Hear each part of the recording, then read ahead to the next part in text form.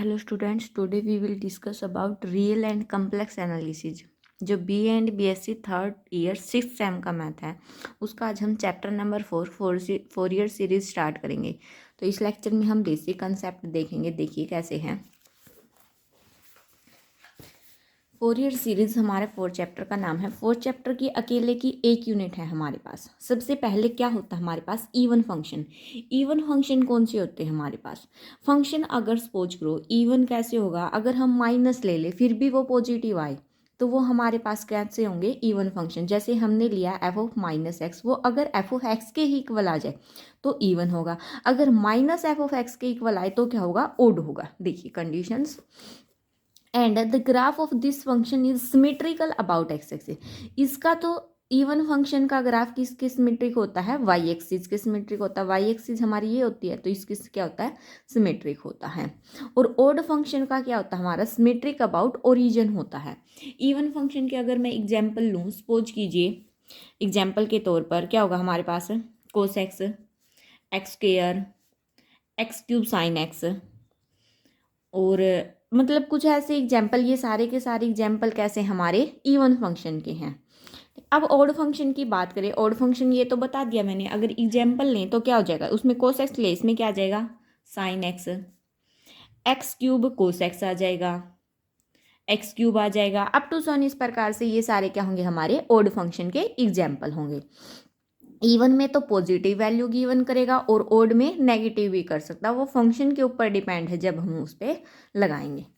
Periodic function कौन से होते हैं? पीरियोडिक फंक्शन वो होते हैं जो एक टाइम के बाद खुद से रिपीट होना शुरू कर जाए, मतलब दोबारा से दोबारा ऐसे ही चलते जाए।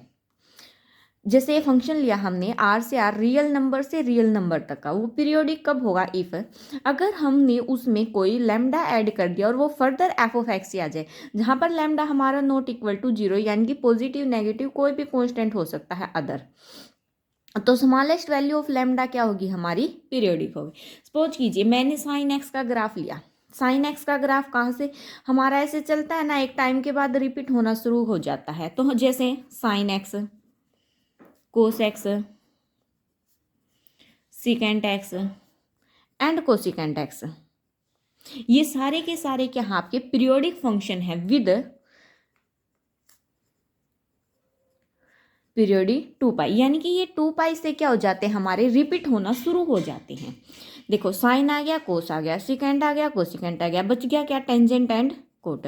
जो टेंजेंट और कोट है वो हमारे पीरियोडिक फंक्शन होते हैं। किसके? पाई के। ये किसके पीरियोडिक होते हैं? पाई के। अगर देखो साइन एक्स लिया हमने, क्या आया? 2 पाई। अगर मैं यहाँ पे साइन 2x, कोस 2x, second 2x, cosecant 2x ये ले लूँ तो ये हमारा किसके पीरियोडिक होगा? 2 पाई/2 के। सिमिलरली देखिए अभी आपको कॉन्सेप्ट समझ में आएगा। अगर मैं साइन 3x लूँ, सिमिलरली कोस 3x, secant 3x, cosecant 3x, वो हमारा किसके होगा? 3 पाई/2 के। यानी कि जो एंगल है वो, ठीक है, और डिवाइड में कितना आ जाएगा? सॉरी, ऊपर तो कितना आएगा आपके पास? हमेशा 2 पाई होएगा, और नीचे क्या आएगा? जो एंगल है। जैसे अगर यहाँ पर 4 होता तो क्या हो जाता? एक सॉरी स्टूडेंट्स, 2 पाई/3 आएगा। तो क्या हो जाता हमारे पास? अगर 4 होता है यहाँ पर, साइन 4x, कोस 4x, second 4x, cosecant 4x, तो क्या हो जाता है? 2 पाई/4। ये हमारे पास क्या होते हैं? Periodic function. जैसे अगर मैं बात करूँ साइन एन एक्स की, कोस एन एक्स की, सिकेंड एन एक्स की, कोसिकेंड एन एक्स की, तो ये आपके पीरियोडिक फंक्शन होंगे। पीरियोडिक फंक्शन होंगे किसके? With period. कितना हो जाएगा? 2 पाई/n, यानी कि एंगल अब आगे कितना है? n है, तो डिवाइड में कितना आ जाएगा? n आ जाएगा। सपोज कीजिए सिमिलरली अगर हो साइन nx/l, कोस nx/l, सिकेंट nx/l, और कोसिकेंट, सॉरी ये कोसिकेंट है, nx/l हो, तो ये आपका देखो क्या होगा? 2 पाई तो ऊपर तो एज इट इज, एंगल कितना है यहाँ पर? n/l है, तो नीचे क्या आ जाएगा? n/l। जब इसको सोल्व करेंगे ये आ जाएगा 2 पाई/l/n। तो इस प्रकार से आपका पीरियोडिक फंक्शन होते हैं, यानी कि वो फंक्शन जो एक टाइम के बाद रिपीट होना शुरू हो जाए। वो सारे के सारे आपके क्या होते हैं, पीरियोडिक फंक्शन होते हैं। अगर मैं अब देखिए, अब ट्रिग्नोमेट्रिक सीरीज की बात करते हैं। ट्रिग्नोमेट्रिक सीरीज क्या होती है हमारे पास है, सीरीज ऑफ द फॉर्म, एक इस प्रकार की सीरीज, सबसे पहले हमने क्या लिया, ए नोट बाय 2, फिर हमने लिया a1 cos x b1 sine x. जैसे जैसे ये वैल्यू बढ़ेगी एंगल बढ़ाते चले जाएंगे। सपोज कीजिए यहाँ पर एंगल 0 था तो क्या हो जाता, मतलब a1 कोस 0x b1 साइन 0x। अब यहाँ पर a1 आया तो कोस 1x आ गया, b1 आया तो साइन 1x आ गया, a2 आया तो कोस 2x आ गया, b2 आया तो साइन 2x आया, 3 आया तो 3 आया, n आया तो एंगल भी क्या आ गया, n आ गया। तो ये वाली चीज तो हमारे पास एज इट इज, इसको क्या कर सकते हैं हम, समीशन की फॉर्म में कर सकते हैं। n इक्वल टू 1 से स्टार्ट किया, कहाँ तक जाएगा, इन्फिनिटी तक, और a n cos N x plus b n sine N x, ये हमारी क्या होगी, जनरल फॉर्म। यानी कि एन की वैल्यू यहाँ हम 1 से लेकर इन्फिनिटी पुट करेंगे। 1 पुट करेंगे तो ये आएगा, 2 पुट करेंगे तो ये आएगा, 3 पुट करेंगे तो ये आएगा, अप टू सन, इस प्रकार से क्या करेंगे, पुट करते चले जाएंगे। वो क्या हो गया, आपके पास ट्रिग्नोमेट्रिक सीरीज होगी, जहां पर ए नोड ए एन और बी एन, ए एन और बी एन क्यों लिया, क्योंकि A1 A2 up to so on A N या इन्फिनिटी तक, या फिर similarly B1 B2 up to so on infinity तक, वो सारे के सारे आपके क्या हैं, कांस्टेंट होंगे। और एन की वैल्यू आपकी 1 से स्टार्ट होती है और कहाँ जाती है, इन्फिनिटी तक जाती है। आर कॉल्ड इट्स कोफिशिएंट, और ये क्या हमारे पास, ए एन बी एन, ये कोफिशिएंट हमारे पास किसके, ए वाले तो हैं कोस के और बी वाले हैं साइन के कोफिशिएंट, जो कि आपके पास रियल है एंड इंडिपेंडेंट है, किसके, एक्स के, डिपेंडेंट नहीं है, इंडिपेंडेंट है।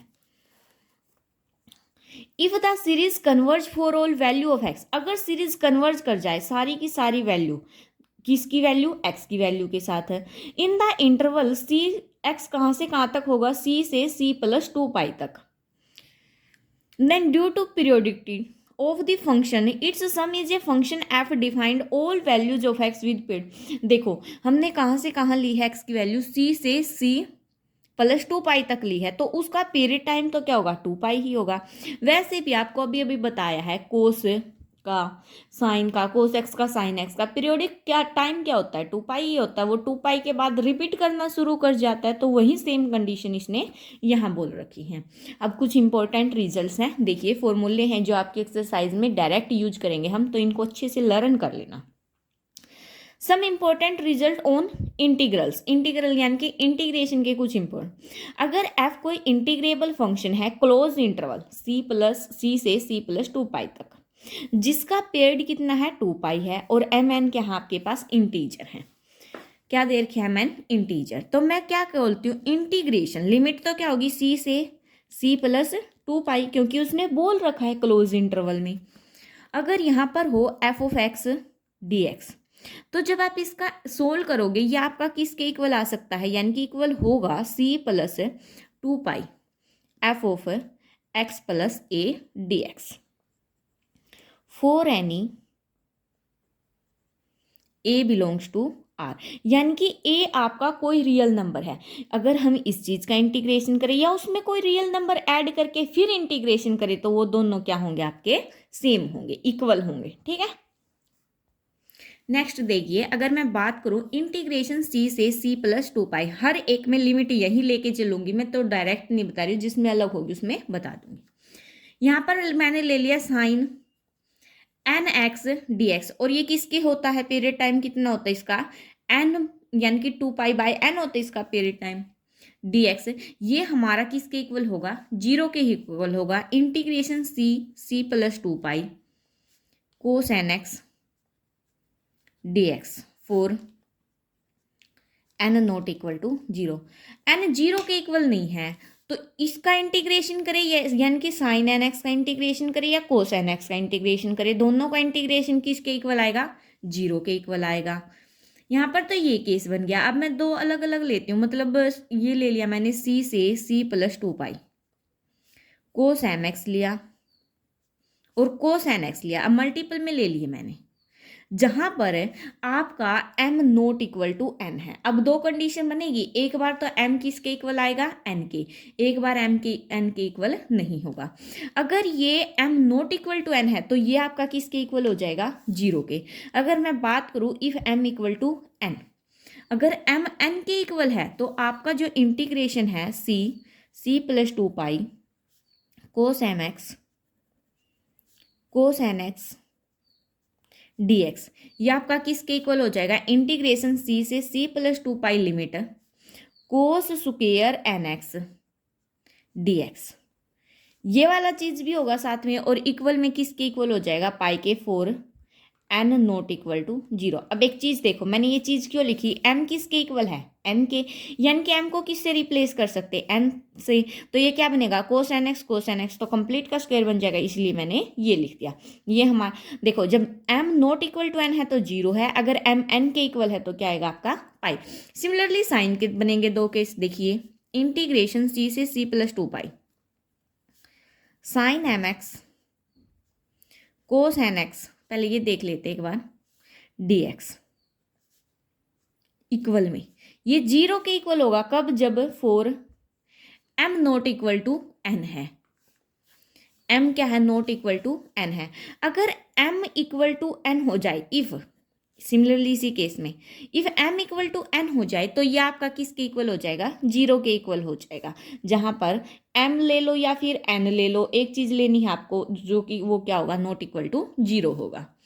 अब बात करते हैं, जैसे ये क्या, इसकी इंटीग्रेशन c से c plus 2 pi sine mx लिया और क्या लिया, साइन nx dx, ये 0 के इक्वल कब होगा, जब m क्या है, नॉट इक्वल टू n है।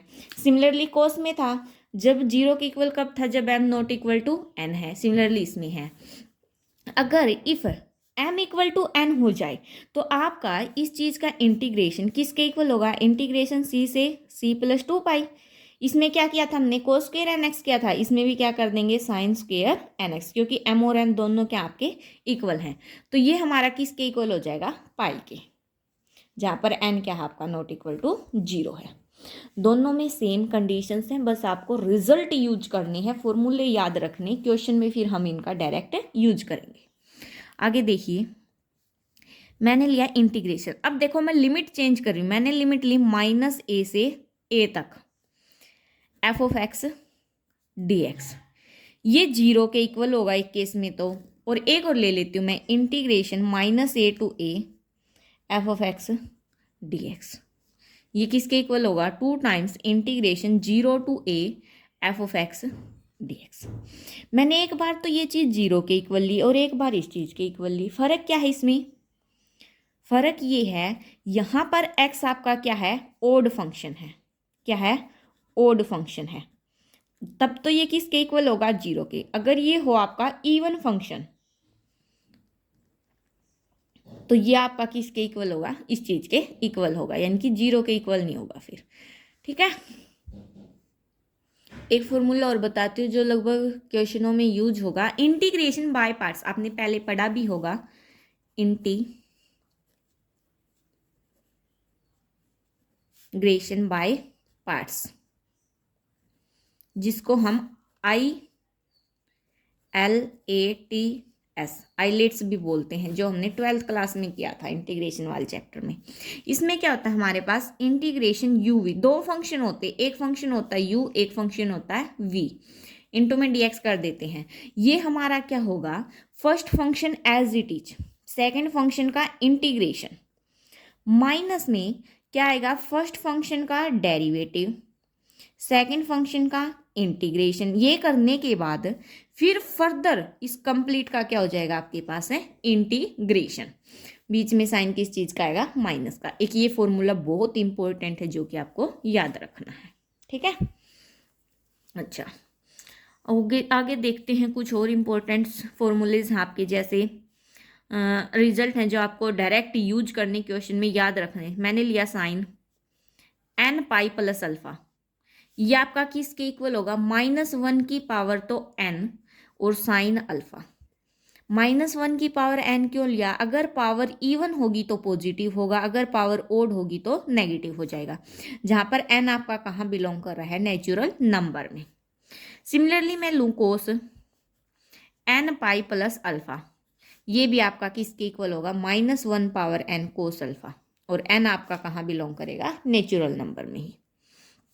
मैंने लिया साइन पाई, मैंने लिया साइन 2 पाई, मैंने लिया साइन 3 पाई, अप टू सोन मैंने लिया साइन n पाई, मतलब n के मल्टीपल में ले लिया। वो सारे के सारे कहाँ किसके इक्वल होंगे? 0 के, जहाँ पर n कहाँ बिलोंग करता है? n में। देखो साइन पाई 180 की वैल्यू कितनी होती है? 0 होती है। अगर इसकी 2 से मल्टीप्लाई कर दे तो 360 आएगा, यानी कि फर्दर घूम के उसी पॉइंट पे आ रहा। देखो यहाँ पर लिया हमने ये 180 कहाँ होता है हमारा? यहाँ 0, 90, 180। साइन 180 की वैल्यू कितनी होगी? 0। अगर मैं बात करूँ इसकी 2 से मल्टीप्लाई कर दूँ, 180 इंटू 2 60, तो फर्दर ये घूम के इसी पॉइंट पे नहीं आ जाएगा, मतलब यहाँ आ गया। फर्दर क्या होगी? इस लाइन पे तो वैल्यू 0 ही होगी, फर्दर यहाँ आ गया 0, फर्दर फिर घूम के यहाँ जाएगा 0, यानी कि इसकी वैल्यू क्या जाएगी? 0 जाएगी। अगर मैं बात करूँ साइन पाई बाई 2 की, साइन 90 डिग्री कितना होता है आपके पास? 1, और वो 90 कहाँ होता है? इस लाइन पे होता है। तो यहाँ पे आपके पास साइन पाई बाई 2 की वैल्यू कितनी होती है? 1। अब साइन 3 पाई बाई 2 ले हम, साइन 3 पाई बाई 2, जो कि कितना होता है? 270। वो नीचे चला गया, नीचे चला गया, तो यहाँ कितनी हो जाएगी? -1। सिमिलरली साइन 5 पाई बाई 2 कितना आएगा? 1, क्योंकि वो कहाँ चला जाएगा? यहाँ ऊपर चला जाएगा। सिमिलरली साइन 7 पाई बाई 2 कितना आएगा आपके पास? -1 आएगा, क्योंकि वो यहाँ नीचे आ जाएगा। तो इस प्रकार से ये भी हमारे अप टू सोन चलते जाएंगे। सिमिलरली कोस की बात करते हैं। कोस में देखो यहाँ पर हमने n पाई तक लिया है, कोस में क्या लेंगे हम? Cos pi by 2, cos 3 pi by 2। मैंने इसमें उसमें तो डायरेक्ट 1 से लेकर n तक लिया, इसमें क्या किया है? ओड लिए हैं ओनली। जैसे cos 5 pi by 2, cos 7 pi by 2, up to सोन cos 2n plus 1 pi by 2। ये सारे के सारे आपके किसके इक्वल होंगे? 0 के इक्वल होंगे, जहाँ पर n भी आपका कहाँ बिलोंग कर रहा है? नेचुरल नंबर में। सिमिलरली अगर मैं इसमें आपने साइन पाई साइन 2 पाई लिया था, देखिए साइन पाई साइन 2 पाई कहाँ किसके इक्वल आया था? 0 के। कोस में लूँ मैं अगर, कोस पाई, कोस 2 pi, cos 4 pi, up to सोन कोस 2n पाई। इसमें मैंने सारे कैसे लिए हैं? इवन लिए। वो आपका किसके इक्वल होगा? 1 के। अगर मैं बात करूँ कोस पाई की, जो अब बाकी के बच गए, कोस 3 पाई, कोस 5 पाई, यानी कि इनमें से एक बाकी है ना बीच में से, जैसे यहाँ पर 3 नहीं है, इस प्रकार से। अब टू सोन cos 2n plus 1 into pi, ये आपके किसके इक्वल होंगे? -1 के इक्वल होंगे।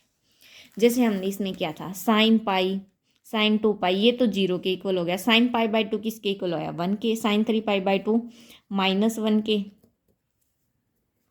अप टू सन इस प्रकार से। ये आपके पास अब क्वेश्चन में डायरेक्ट रिजल्ट यूज करेंगे, अच्छे से याद कर लेना। एक छोटा सा टॉपिक और है, पीस वाइज मोनोटोनिक फंक्शन, और करते हैं, बाकी नेक्स्ट लेक्चर में करेंगे। पीस वाइज मोनोटोनिक फंक्शन क्या है? फंक्शन को ब्रेक कर दिया गया है। जैसे हम एक फंक्शन लिया f, वो called piecewise monotonic on the close interval A B लिया हमने। There exist a partition of A B, close interval partition exist करता है क्लोज इंटरवल ए बी पर, such that the function is monotonic. Function क्या होगा? Monotonic. वो monotonic increasing भी हो सकता है और मोनोटोनिक डिक्रीजिंग भी हो सकता है, उसके प्रत्येक सब इंटरवल पे। सब इंटरवल हमने लास्ट सेम में रियल एनालिसिस में पढ़ा था। जैसे हमने ये लिया सेट 1 से 2 तक, अगर इसके सब इंटरवल की बात करूँ मैं, इसको लिख सकती हूँ 1 से 1.5 और 1.5 से 2, कोई फर्क नहीं पड़ा, इंटरवल में ब्रेक कर दिया इसको, तो ये इनको क्या बोलते हैं हम? सब इंटरवल।